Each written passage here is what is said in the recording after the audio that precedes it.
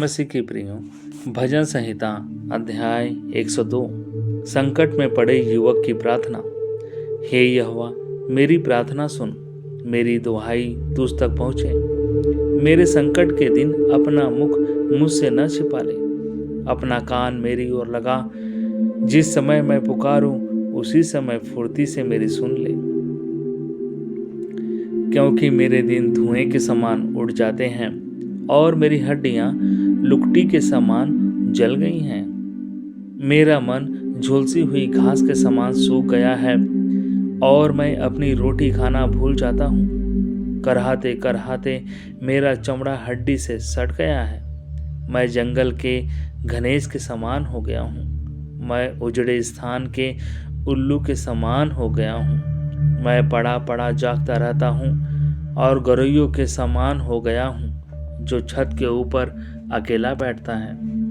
मेरे शत्रु लगातार मेरी नाम धराई करते हैं, जो मेरे विरोध की धुन में बावले हो रहे हैं। वे मेरा नाम लेकर शपथ खाते हैं, क्योंकि मैंने रोटी के समान राख खाई और आंसू मिलाकर पीता हूँ। यह तेरे क्रोध और कोप के कारण हुआ है, क्योंकि तूने मुझे उठाया और फिर फेंक दिया है।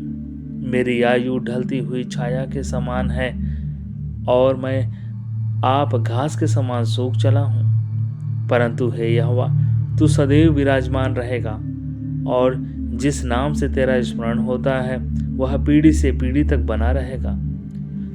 तू उठकर सिय्योन पर दया करेगा, क्योंकि उस पर अनुग्रह करने का ठहराया हुआ समय आ पहुंचा है। क्योंकि तेरे दास उसके पत्थरों को चाहते हैं और उसकी धूल पर तरस खाते हैं। इसीलिए जाति जाति यहोवा के नाम का भय मानेंगी और पृथ्वी के सब राजा तेरे प्रताप से डरेंगे। क्योंकि यहोवा ने सिय्योन को फिर बसाया है और वह अपनी महिमा के साथ दिखाई देता है।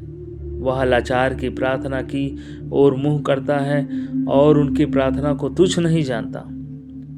यह बात आने वाली पीढ़ी के लिए लिखी जाएगी और एक जाति जो सिरजी जाएगी वह यहाँ की स्तुति करेगी।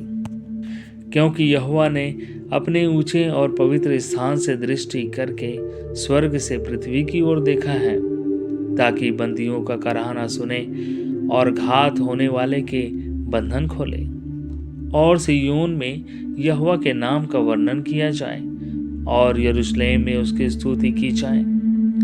यह उस समय होगा जब देश देश और राज्य राज्य के लोग यहोवा की उपासना करने को इकट्ठा होंगे।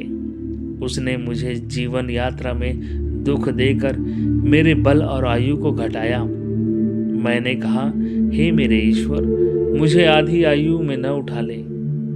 तेरे वर्ष पीढ़ी से पीढ़ी तक बने रहेंगे। आदि में तूने पृथ्वी की नींव डाली और आकाश तेरे हाथों का बनाया हुआ है। वह तो नष्ट होगा, परंतु तू बना रहेगा और वह सब कपड़े के समान पुराना हो जाएगा। तू उसको वस्त्र के समान बदलेगा और वह बदल जाएगा, परंतु तू वही है और तेरे वर्ष का अंत नहीं होने का। तेरे दासों की संतान बनी रहेगी और उनका वंश तेरे सामने स्थिर रहेगा। परमेश्वर आप सबको आशीष दे प्रियो। जय मसीह की।